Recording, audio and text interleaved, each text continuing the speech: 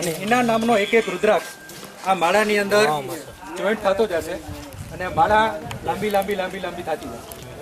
અત્યારે આ માળા 1111 પારાની છે. 1100 લોકો આની અંદર જોડાના છે અને આપણે પ્રસાદીના રૂપમાં 101 રૂપિયો લઈએ છીએ કે એનો ચાંદીનો મોઢેલો આ પારો આ માળાની અંદર જોઈન્ટ થાય છે. આ માળા કેટલી લાંબી બાંધશે મારો મહાદેવ જાણે, બરાબર. પણ માળા બની ગયા પછી આપણે સોમનાથ મહાદેવને આ માળા અર્પણ કરવાના અને જે લોકો આમાં જોડાય છે એ લોકોના નામની યાદી આપણે એક ડાયરી બનાવીએ છીએ, ડિજિટલ ડાયરી બનાવીએ છીએ અને આ બધા નામ પણ માળાની સાથે આપણે સોમનાથ મહાદેવને અર્પણ કરશું, જેથી કરીને કાલ આપણે હોઈએ કે ના હોઈએ પણ આપણું નામ અને આપણા નામનો એક પારો એ મહાદેવના ચરણોમાં હંમેશને માટે રહેશે. આ આપણો સંકલ્પ છે. માળા એ આપણો મેઇન હેતુ છે. માળા બનાવવો એ આપણો મેઇન હેતુ છે. કેટલા લોકો જોડાશે એ મારો મહાદેવ જાણે. મહાદેવની જેટલી ઈચ્છા હશે એટલા લોકો આની અંદર જોડાશે. 101 રૂપિયો એટલે કંઈ બહુ મોટી વાત નથી. એની પાછળનું લોજિક તમને કહું કે ભાઈ 101 રૂપિયો શા માટે લેવાનો, તો એની પાછળના આપણા 4 સંકલ્પો છે દાદા.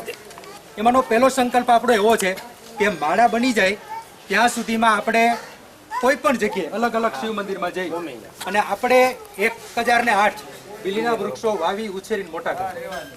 મહાદેવને અતિશય પ્રિય હોય તો એક રુદ્રાક્ષ અને બીલીપત્ર.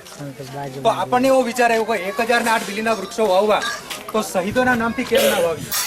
એટલે આપણે એવું નક્કી કરતા હતા કે કોઈ પણ ગામમાં જઈએ, કોઈ પણ ગામના મંદિરમાં આપણને કોઈ 11 વૃક્ષો વાવવા દઈએ, 21 વૃક્ષો વાવવા દઈએ, 51 વૃક્ષો. તો પેલું પુલવાની અંદર જે આતંકવાદી હુમલો થયો આપણે બધાને ખબર છે કે આપણા માટે જેને માથા કપાવ્યા એવા જે શહીદો, પુલવાની અંદર આતંકવાદી હુમલો થયો અને 40 જે શહીદો થઈ ગયા, તો એ 40 શહીદોના નામનું બિલીવન આપણે લાખાબાવડ ગામે ભુવનેશ્વર મહાદેવના મંદિરે બનાવ્યું. ક્યાં ગયા મારા સીતારામ બાપુ? હા, સીતારામ બાપુ. આ સીતારામ બાપુએ આપણને ત્યાં જમીન ફાળવી અને ત્યાં આપણે આપણા બધાના સહકારથી આપણે પુલવાની અંદર આતંકવાદી હુમલો થયો અને એ 40 શહીદોના નામના અને બીજા આપણા આઝાદીના વખતના જે શહીદો થઈ ગયા આવા 55 બીલીના વૃક્ષો આપણે ત્યાં વાવી અને એક શહીદ બિલવન બનાવ્યું. પછી વસંતભાઈ ને મારા કિશોરભાઈ ને આખો પરિવાર આ બધાએ આ વર્ક જોયું આપણું કે ભાઈ આવો જો અવસર આપણને મળે તો આપણે પણ અહીંયા કંઈક કરીએ. એટલે અહીંયા અમને આમંત્રણ આપ્યું. અહીંયા પણ આપણે ખરેખર 51 વૃક્ષો વાવવાના. અહીંયા આપણું આયોજન 51 બીલીના વૃક્ષો વાવવાનું હતું અને થોડા દિવસ પહેલા અહીંયા આપણે એક આયોજન હતું ત્યારે હું આવ્યો હતો. પછી બધા પરિવારના ભેગા થયા કે ભાઈ હજી આપણે થોડુંક આગળ વિચારીએ. પછી મને કે લખનભાઈ 108 વાવ્યું. મેં કીધું 100 કઈ વાંધો નહીં. પછી ખબર નહીં ગામના લોકોને બધાને ઉત્સાહ થયો અને આગળ કાર્ય વધતું ગયું. આજે આપણી નજરની સામે 555 બીલીના વૃક્ષો ઘંટેશ્વર મહાદેવના આ કાર્યની અંદર મારા મહાદેવ સિવાય કોઈની ઈચ્છા નથી. આ મારા મહાદેવની ઈચ્છા છે અને આ કાર્ય આપણું આગળ વધતું જાય છે. એટલે મારે આ માળાની બધાને એટલા માટે દર્શન કરાવવાના છે.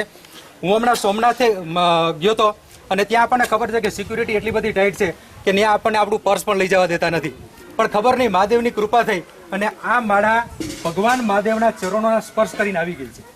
આ માળા પણ જ્યારે પૂરી થશે ત્યારે આપણે બધા રંગે ચંગે મહાદેવને આપણે ધરાવવા જશું. પહેલો સંકલ્પ આપણો 1008 બીલીના વૃક્ષો વાવી ઉછેરીને મોટા કરવાના. દાદા જે બોલ્યા હતા આ વસ્તુ મેં પહેલા વિચારી લીધી હતી કે વાવવું, ફોટા પડાવવા એ બીજા નંબરની વાત છે અને ઉછેરીને મોટા. એટલા માટે હું શબ્દ બોલું છું કે ઉછેરીને આપણે મોટા કરવાના. એટલા માટે મેં વસંતભાઈને કીધું કે ભાઈ આપણે જો વાવવા હોય તો પહેલાં જમીન વ્યવસ્થિત કરો, બધું કોલ્ડન કરો, બધું પેક કરો, પછી જ આપણે ઝાડવા વાવશું. અને એ બધું થયા પછી આપણે આજે આ શુભ મુહૂર્તે આપણે બાપુની અને આ બધા સંતો મહંતોની હાજરીમાં આપણે આ 555 બીલીના વૃક્ષો વાવ્યા છે.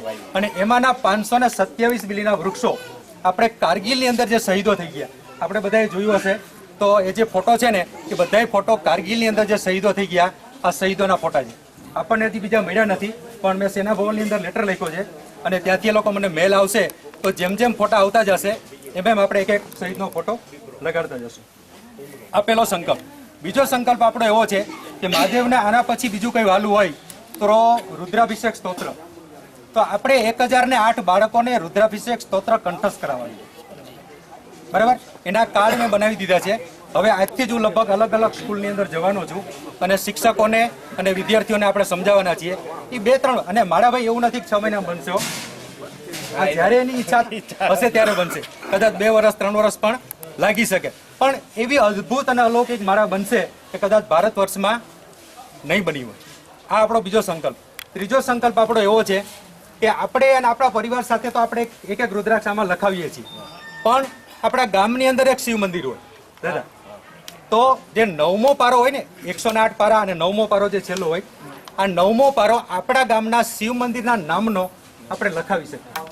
ભારતની અંદર 6.5 લાખ ગામ છે, એમાંથી 1008 ગામના શિવ મંદિરના રુદ્રાક્ષ આપણે સામેલ કરવાના છે. મહાદેવનો રુદ્રાક્ષ સોમનાથ મહાદેવને ચડે. આ ત્રીજો સંકલ્પ.